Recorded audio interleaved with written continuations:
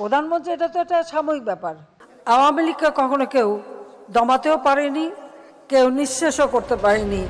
১৬ বছর একচেটিয়া ক্ষমতায় থাকা সরকার শেখ হাসিনার নজিরবিহীন পতন ঘটার পর এবার মানবতাবিরোধী অপরাধের মামলায় শেখ হাসিনার বিচারিক কার্যক্রম সরাসরি দেখতে পাবে পুরো দেশবাসী। গোটা বাঙালি জাতি বোধহয় অপেক্ষায় জুলাই গণহত্যার বিচার দেখার আশায়।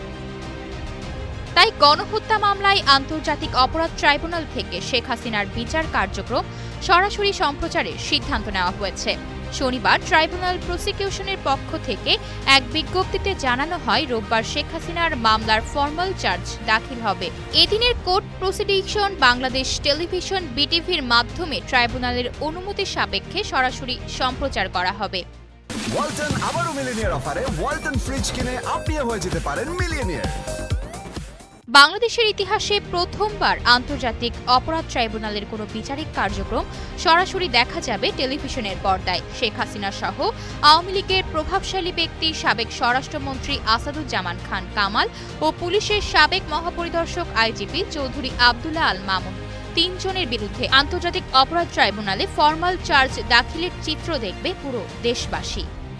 এর আগে আন্তর্জাতিক গুম সপ্তাহ উপলক্ষে শনিবার জাতীয় প্রেস ক্লাবে আয়োজিত এক সেমিনারে chief prosecutor advocate Tajul Islam জানান, ক্ষমতাচ্যুত সাবেক প্রধানমন্ত্রী শেখ হাসিনার বিরুদ্ধে রোববার আনুষ্ঠানিকভাবে অভিযোগ দাখিল করা হবে। এদিকে গত ২০ মে ট্রাইব্যুনালে ১-এর বিচার কক্ষ ডিজিটাল প্রযুক্তি স্থাপনের কাজ শেষ হয়েছে।